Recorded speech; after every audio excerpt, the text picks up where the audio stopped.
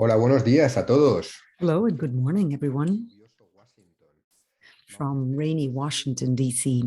We will wait a few more seconds to see if more participants join us, and then we'll get started. We have more people coming into the webinar, and we start.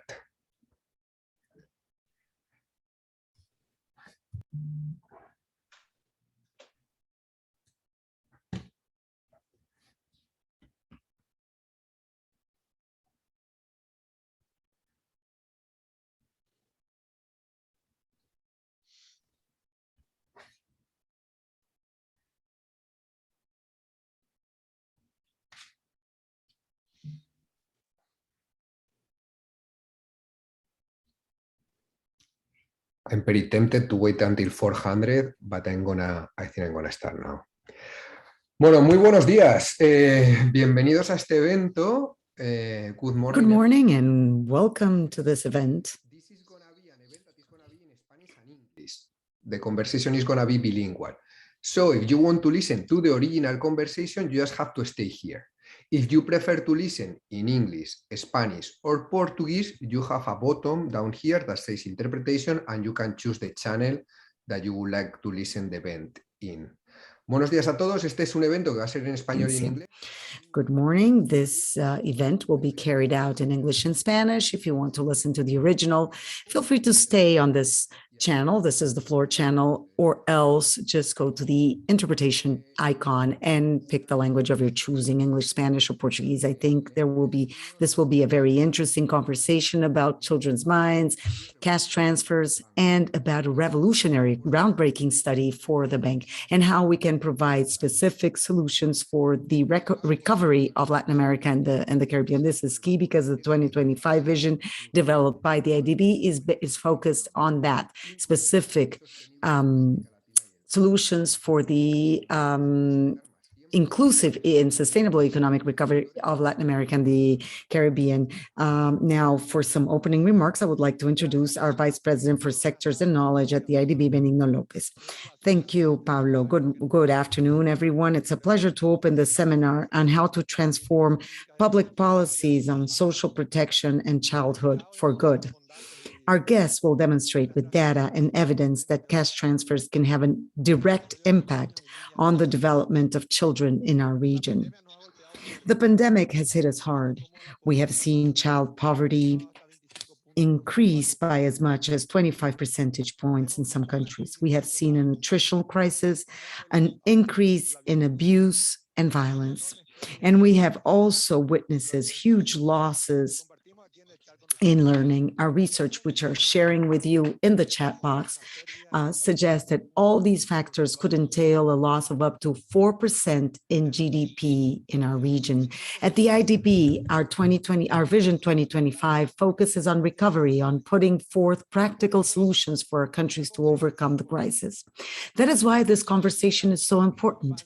Our early childhood services and social protection programs are a unique opportunity to avoid losing a decade, and more importantly, to avoid losing a whole generation in Latin America and the Caribbean. Cash transfers can yield a better educated and healthier generation. In short, they can give us a better future.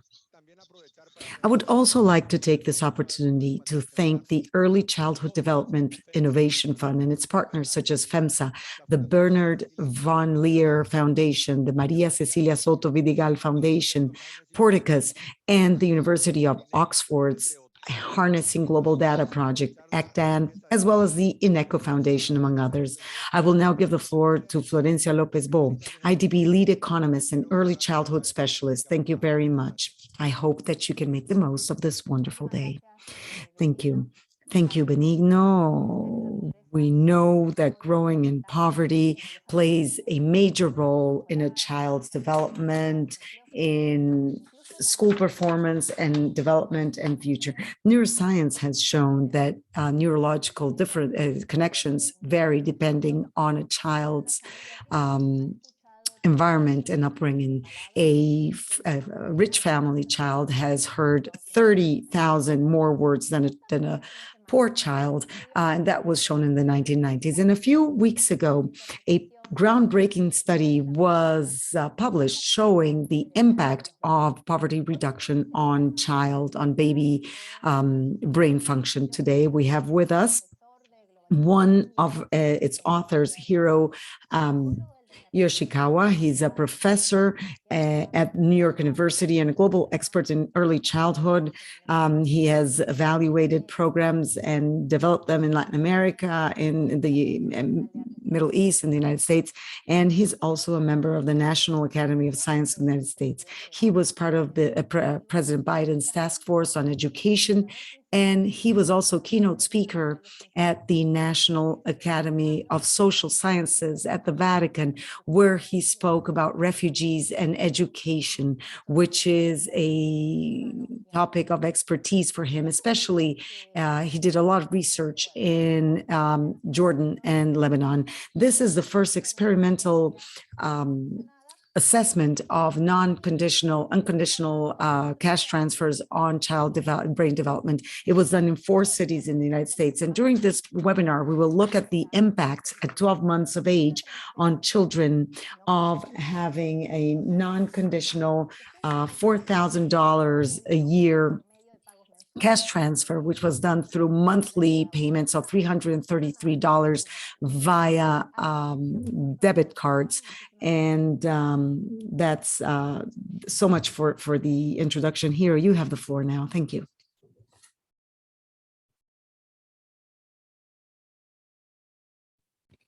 Muchísimas gracias, Florencia y Vicepresidente López. Thank you very much, Florencia and Vice President Lopez. My translation, so I don't hear.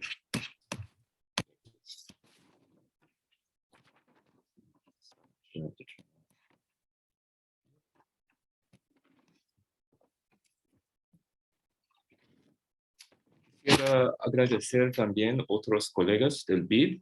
I'd like to thank our colleagues at the IDB and in the region. I am going to show you the outcomes of the first experimental evaluation in the United States of unconditional cash transfers on children's development. I'd like to thank the rest of the research team, which involved 6 different universities. Poverty is a social and economic context with an impact on child development. It amounts to the lack of necessary resources to be able to reach minimum living conditions. There are impacts that are felt and were seen in non-experimental studies about child development, involving physical, cognitive, social, and emotional development. However, there are also some causal effects in non-conditional cash transfers in the first year of life. Also, early experience does have an influence on the development of the brain. The brain is more sensitive to the environment during the first year of life. Children's experience changes based on their families' economic and social circumstances. And neuroscientific studies have found that socioeconomic status is directly linked to a child's brain function. So early differences in the brain are not innate or immutable. They're not set in stone. Our questions for the research are there causal effects in an unconditional cash transfer on cognitive and brain development in early childhood, and the way that children are reared, as well as the investment of the children, of the parents in their children and the parents' well-being. And these results come from a compilation of the first 12 months of life. And all of the hypotheses are pre-recorded. We have two hypotheses about the channels through which there is an effect on child development, greater investment in the child, such as spending in learning materials or reading of illustrated books or singing.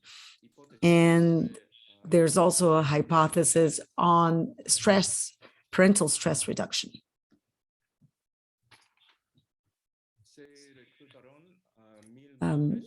1,000 low-income mothers were recruited in 4 hospitals in 4 cities: New Orleans, New York, Omaha, Nebraska, and Minneapolis, St. Paul, and Minnesota. When they signed up, mothers started receiving an unconditional transfer, which was granted to them for 52 months through a debit card.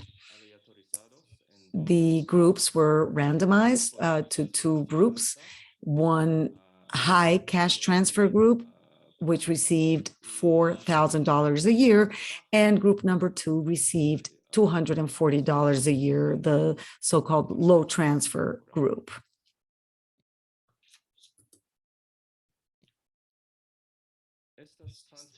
These cash transfers were provided through debit cards called For My Baby. The cards were activated immediately and enabled immediately at the hospital, and the monthly cash transfer was available on the date that the baby was born, on the same day of the month, every single month, and the mothers were received a reminder via text message, and that happened for 12 months.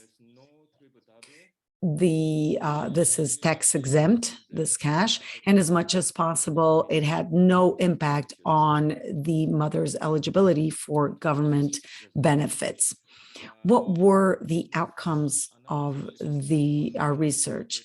Our assessment and analysis of purchases with a debit card shows a high frequency and quantity of online shopping, mainly spending on children's, on food and other goods, and very little was spent on alcohol or tobacco, if any, of the money. Also, the impact on the mother's investment in their children's development was also seen.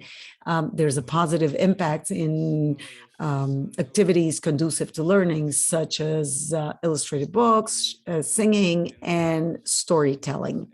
And there are also positive impacts on spending on books and toys. The impact on parental stress, the mother's stress, are different. There was no impact on depression, economic stress, or financial distress or difficulties. And there was no impact on physiological stress measured through cortisol in hair. And there was a increase in anxiety and a small drop in trust in child rearing. These are a bit mystifying. I mean, it could be stress that is associated to spending decisions.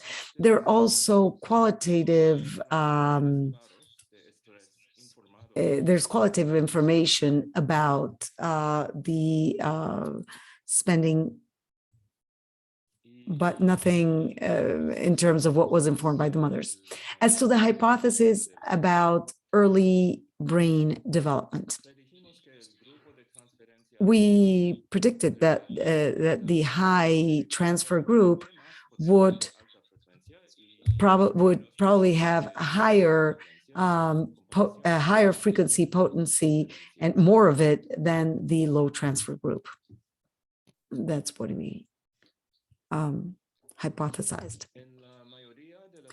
In most in-person visits that were carried out,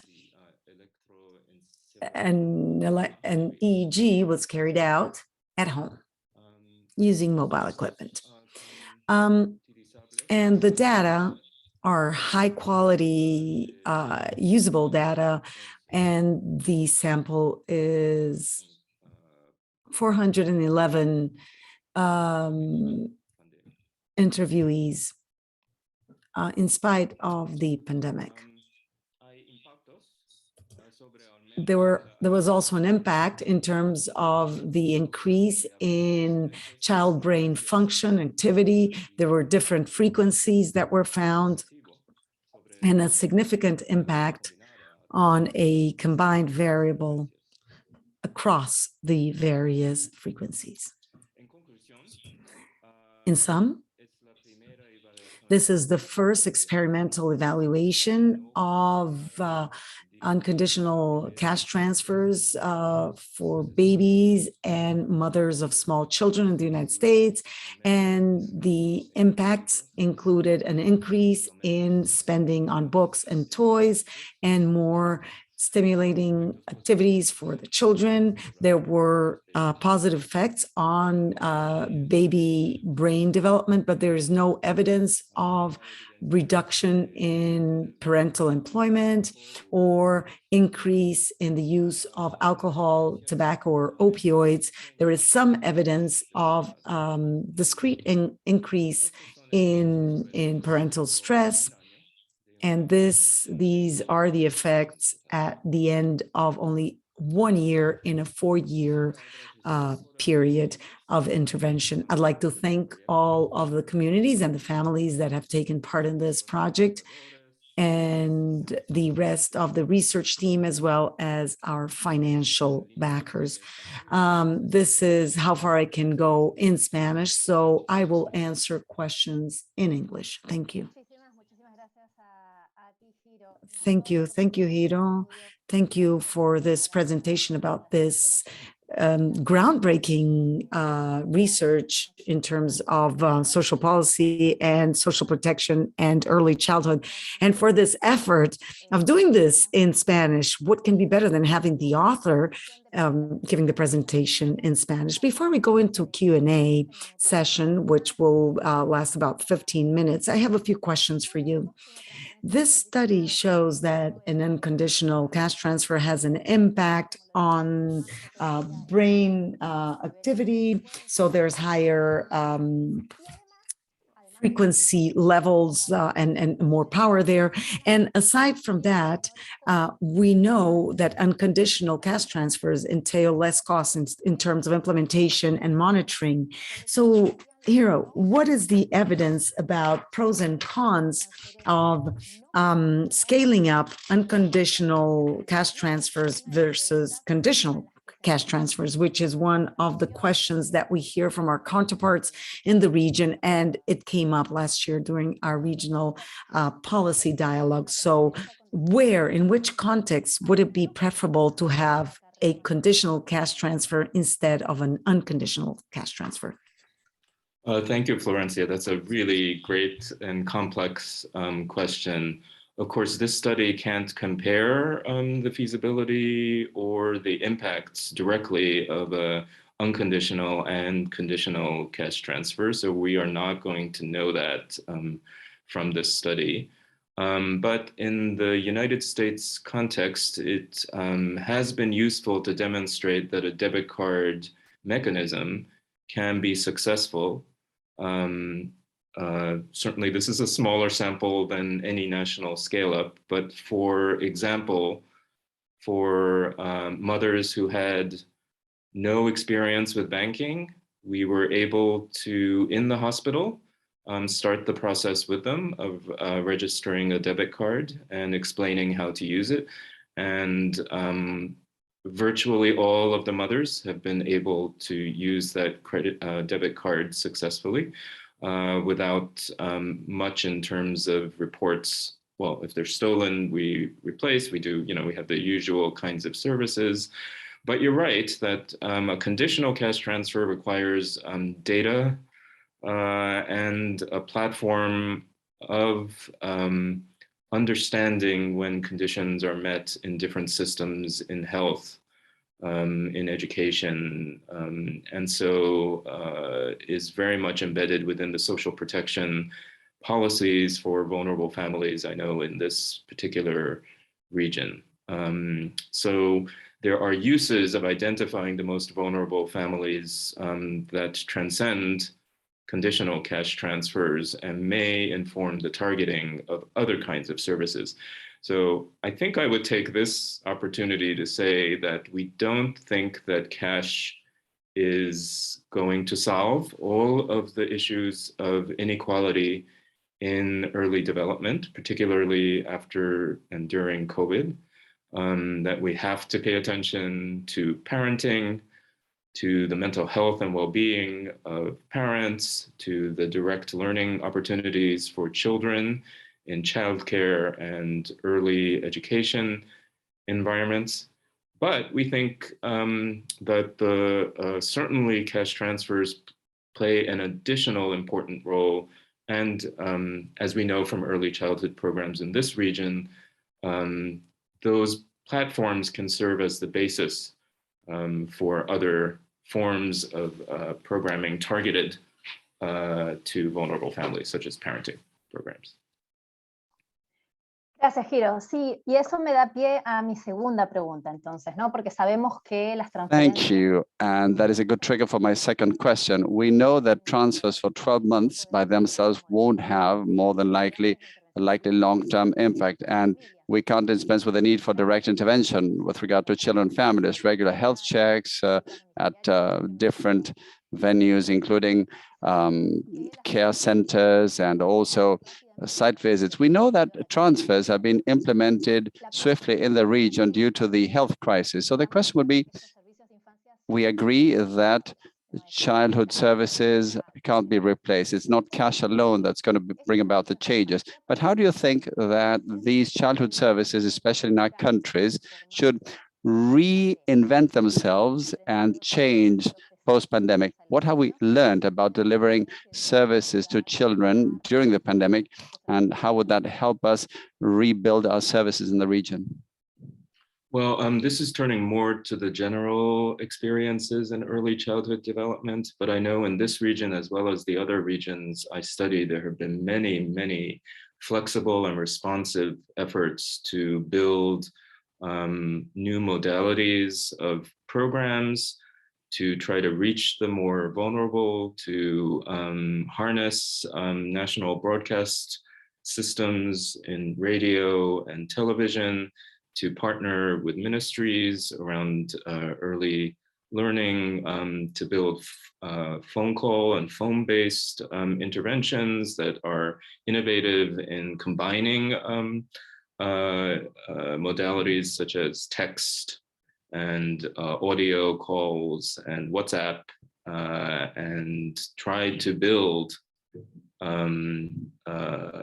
these supplemental services, which up until now have been very much on the margins of the early childhood development field, but which are now, I think, part of our repertoire as we return in different contexts and try to address the tragic loss of access to learning programs.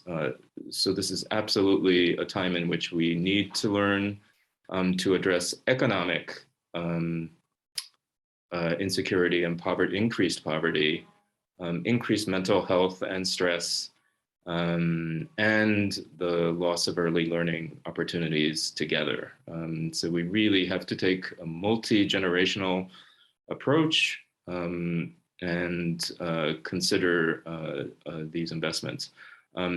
Just as background to clarify, I know this wasn't part of the question, but our study's 12-month impacts occurred before there were any stimulus payments distributed to families in the United States. So our experimental evidence as of 12 months is simply about the added impact of what was distributed on our debit cards above and beyond the control group. And so it was after the 12-month follow-up.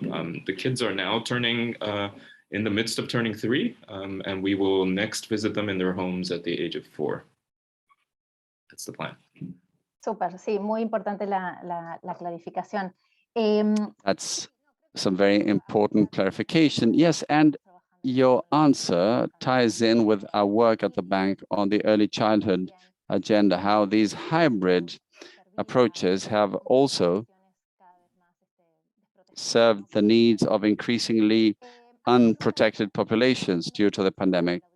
And we are also getting a lot of questions from the audience. So one more question. In addition to improving children's brain activity, your study shows that cash transfers have brought about behavioral changes in terms of some child rearing practices, perhaps through better parental investment or reducing their stress. Could you tell us a bit more about the mechanisms that you, the authors, feel brought about this impact on brain activity?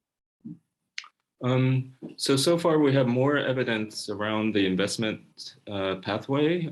So we do have from the broader early childhood research evidence that these kinds of parent-child learning activities are often related to positive later cognitive and social emotional development in this region, as well as other countries around the world. So that's a finding that comes up from studies in multiple countries, including in Latin America. So we think that plus the mother's reports of increased expenditures, particularly on learning materials, those were stronger increases than for spending on, say, groceries or food or other basic needs of the household. That's where we saw some significant increases.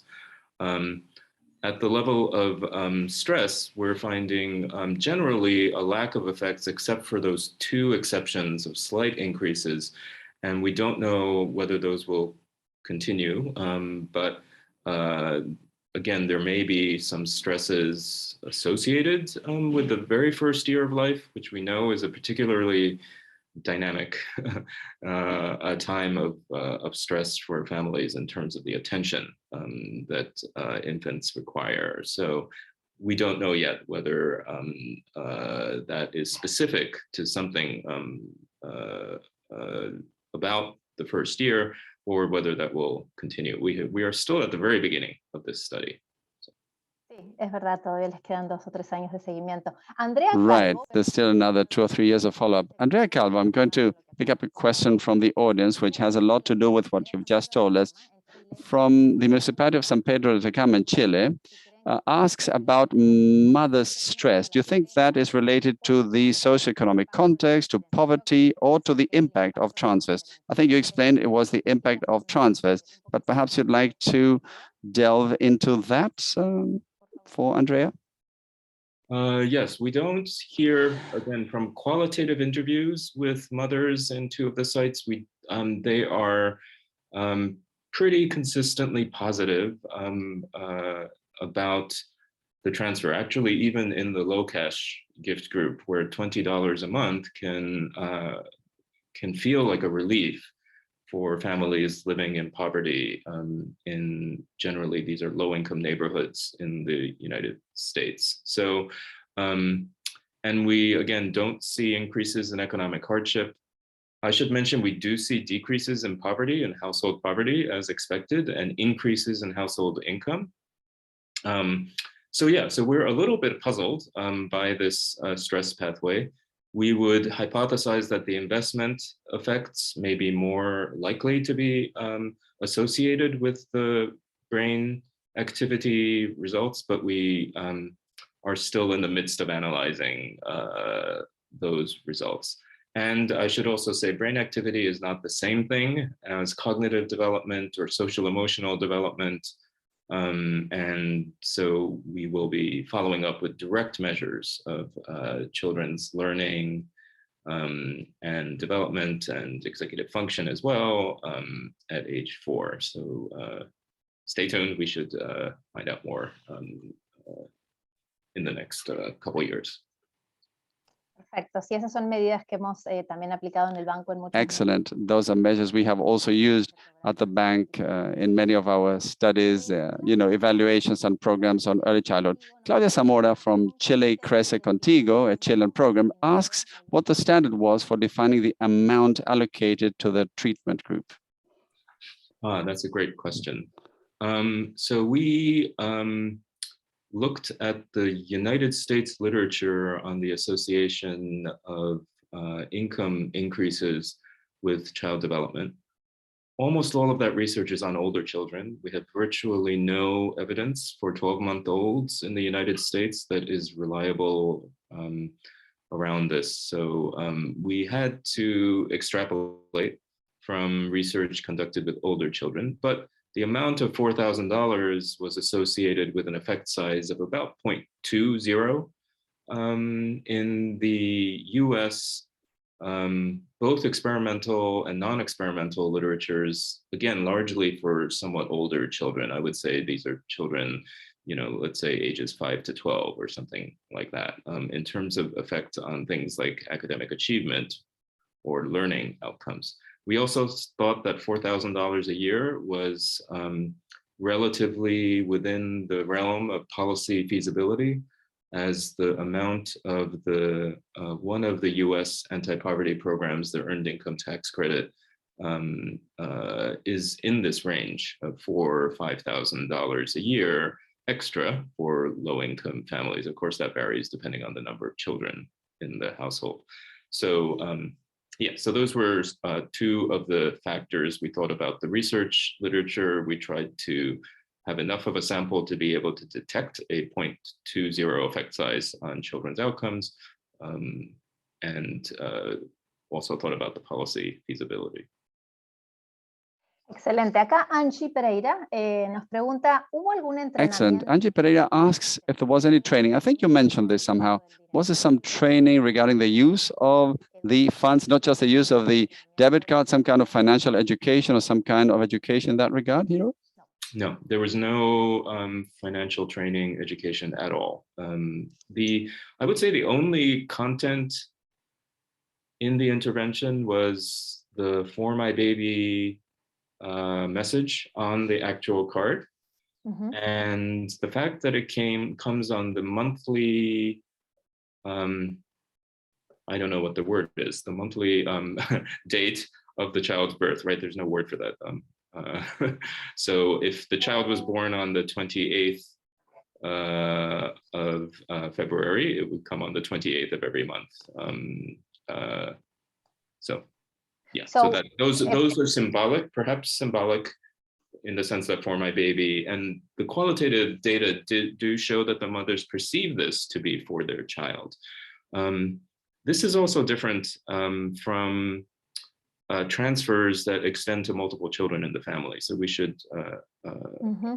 caution that, for example, in the United States,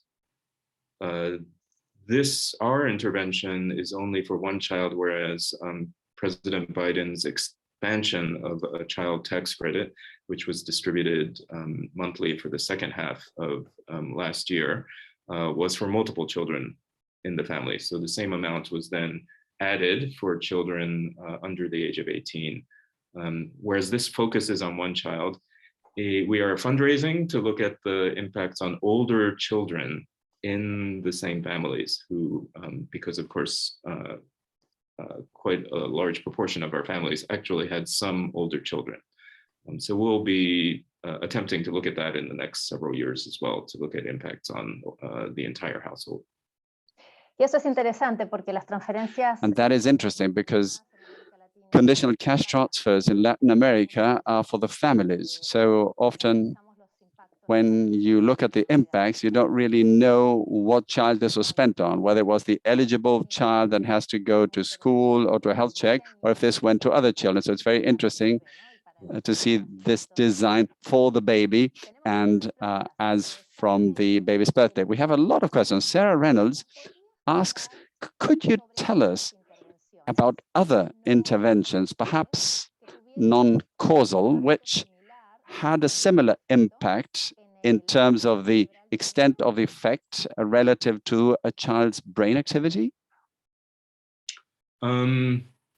I don't think we have much evidence of at 12 months of other kinds of programs.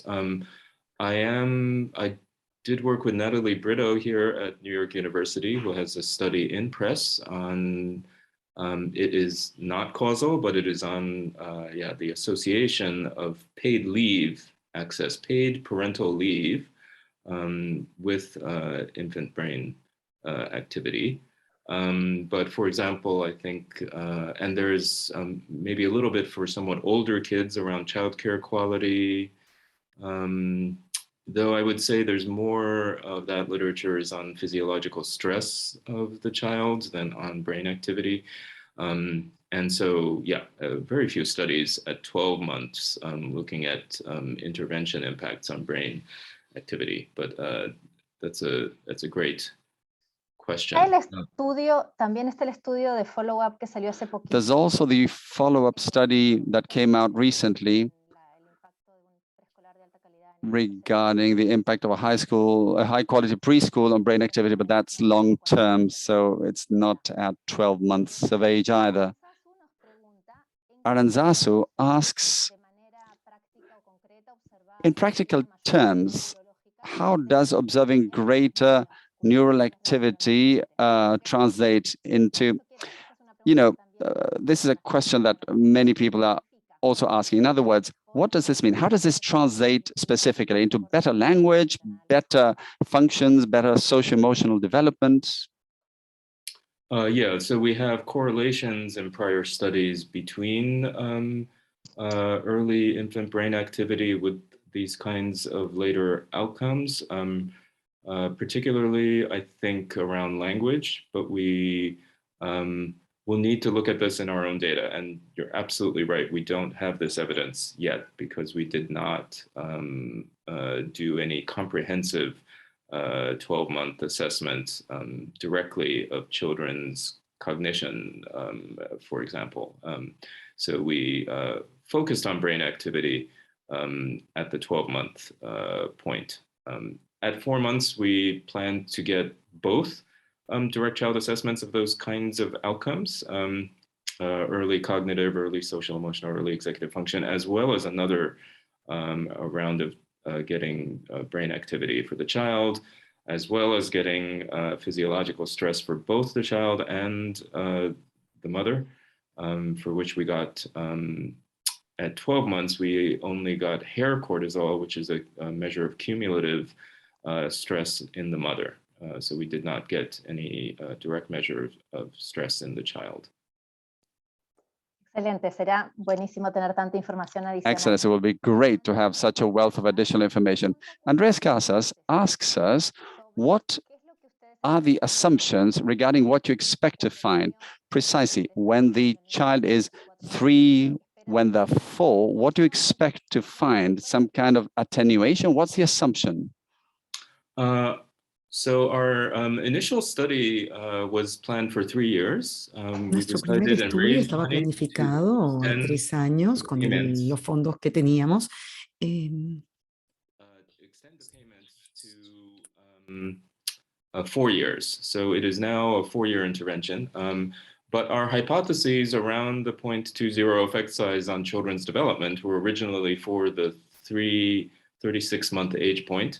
Of course, COVID interrupted that. We have not been able to visit the children's homes, and that's why we got the extra year of payments to time our next in-home data collection for age 4.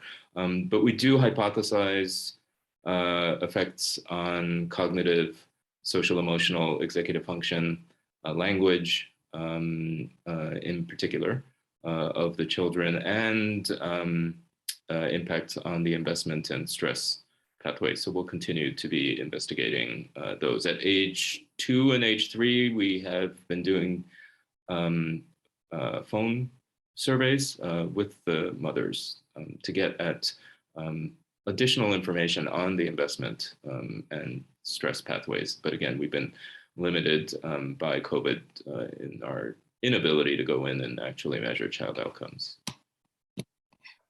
Mi colega del banco, Mariano. My colleague, Mariano Bosch, was asking whether you could expand a little bit more on the magnitude of the impact. How does the size of the impact of the study compare to other types of interventions, and whether you found any heterogeneity in impact depending on the type of population? Yeah, very good question. I'm sorry I didn't include that. We did not find heterogeneity of effects that was statistically significant across either the cities or across race ethnicity, which in this sample is a comparison largely of Black with Latin American origin children and households. So those were the comparisons we made. But our study doesn't have a large enough sample to detect small differences in impacts across these sites, these cities, or by ethnicity. So we would only be able to detect fairly moderate or larger effects because, again, we're have statistical power to detect a 0.20 effect size. The 0.25 effect size on brain activity at 12 months is in the small range of effect sizes and interventions, but usually one that we might consider substantively important. If you look at the entire range of early childhood development interventions across parenting interventions that are at scale or early learning programs. Of course, there's variation in those effects, but this is small. I would say promising, but again, this is not conclusive because we haven't gone in and directly measured children's development, and it's a much smaller literature as we've been talking about around brain activity at this age. Sí, y además este tema de la muestra, ¿no? Disminuyendo por... True, and then there's sample size, and that was heavily impacted by the pandemic. It's very hard to collect data like that. We have a question from Disa Aldafim from Brazil, and also from Mauricio Russi from Uruguay, from the Ministry for Social Development. They're asking about medium to long-term effects and how to measure them. What are the tools available? We're getting more technical towards the end. What are the children's development measurement tools that are going to be used, and also for the parental aspect? And will you be assessing the quality of the environment as well? Yes, we plan to observe parents' interactions with their children. We did observe that at 12 months. So we got videotapes of a short interaction with a toy and a small picture book, but we did not find effects on the observed videotaped parenting, but we plan to gather that information. As children get older, we will use the well-validated measures of their learning and development. As we're currently gathering data for when the kids are 6 and older, in which case we will start looking at areas of early school achievement, so standardized kind of reading and math as well. So that's our plan in terms of the medium-term follow-up. Excelente, Hiro. La última pregunta. Excellent, Hiro. And this is the last question. And this comes from Antonio Vasquez, but I put myself in the shoes of some of our counterparts myself. And the final question is the following. Let's suppose for a second that you have to give recommendations to a social development minister who is about to design a conditional or unconditional cancer transfer program to improve the quality of life in early childhood? What are the main aspects to be borne in mind? First of all, there's for my baby, for the debit card, the date of birth of the child. So every month on the same date to remind the child of the fact that this is for the baby and the money. But what are the other essential aspects that need to be borne in mind when designing this type of program? So I think the monthly aspect, so this is really more from the policy choices, unfortunately, a little bit limited to the United States. But I think one of the comparisons that's been made as far as the experience of low-income families is monthly can help to smooth the difficulties that families have with their budgets and with poverty that levels of poverty that change at the level of the week and the month. And because having a steady stream of monthly cash, I think that in the United States is something that we would say from not just this study. I don't think we can make great big policy choices informed by this one study. But if we look at the entire research on poverty and child development in the United States, one of the issues is, do we have a monthly kind of rhythm, or do we have something that's less frequent? And monthly can be quite helpful. That, of course, intersects with when it's a conditional transfer, how often do you get the information about the family's adherence to the condition. The other point I would make is that early childhood is generally a more demanding and more expensive time for families to raise their children. So again, in the United States context, we argue for larger payments for families with children in early childhood. Again, if in Latin America, this is largely going to entire households, then I don't know how we think about that. But the period of early childhood development being one in which the effects of poverty are particularly harmful because of the rapidity of human development in the early years. And so the weight of the research evidence in the United States, but I would suggest perhaps in other countries as well, is that early childhood may require slightly larger payments to families for families who are raising young children. That's how the Biden's relief-based expansion of the child tax credit was structured. So it was $3,000 per child, age 6 to 17, and $3,600 per child under the age of 6. And we think that was based on the weight of the research evidence as put forth in the National Academy of Sciences review on reducing child poverty. Muchísimas gracias, Hiro. Thank you, Hiro. We have a lot more to hear from you over the next 2 years about the impacts at 2, at 3, and in the medium to long term. So we will certainly hear more about how to implement and have more information to inform decisions about unconditional transfers for more vulnerable families. If anything, this shows that science once again backs up the idea that early childhood is a crucial time for development. And this study has an impact on early childhood policy, but even beyond that, a relationship between poverty and child development. And you're showing a cause and effect relationship there. So thank you again. Thank you for this presentation and for the questions from our participants.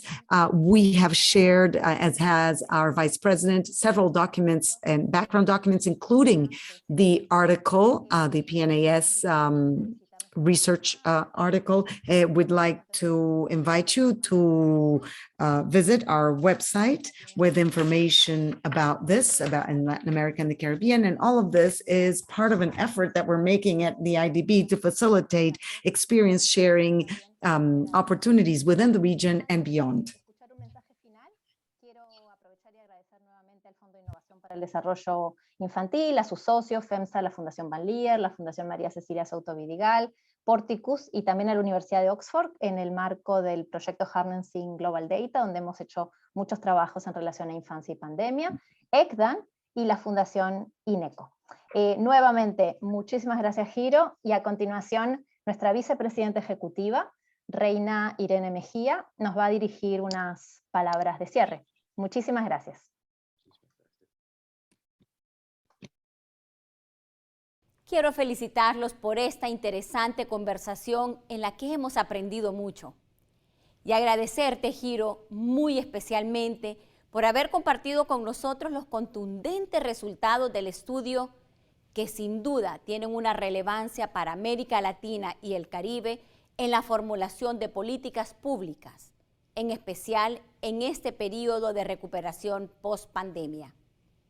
Aprovecho para contarles que en los últimos 20 años, el BID ha acompañado a la región con programas de transferencia condicionadas en 23 países y ha impulsado programas pioneros como Bolsa Familia en Brasil y Progreso a Oportunidades en México, entre otros.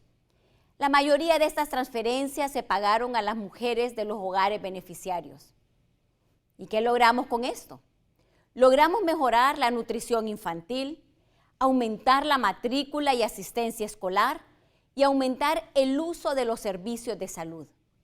Y muy importante, logramos mayor empoderamiento de la mujer. La primera infancia es una ventana única para el aprendizaje, para el desarrollo del cerebro y es determinante para que nuestros niños y niñas alcancen su potencial y tengan un mejor futuro. Para el BID, invertir en los primeros años de vida es una prioridad y por eso tenemos hoy 10 operaciones activas y más de 30 cooperaciones técnicas con un financiamiento de alrededor de $800 millones. Además, tenemos un fondo de innovación de desarrollo infantil temprano y un equipo comprometido y enfocado en este tema. Los programas y servicios de primera infancia pueden darnos una generación mejor educada, más sana y más productiva. Estos son temas centrales de nuestra visión 2025, la hoja de ruta del BID para acelerar la recuperación y el crecimiento inclusivo y sostenible de nuestra región. No podemos perder esta ventana única. Debemos apalancar oportunidades como esta para forjar un futuro mejor para nuestros niños y niñas de América Latina y el Caribe. Muchísimas gracias a todos por habernos acompañado hoy.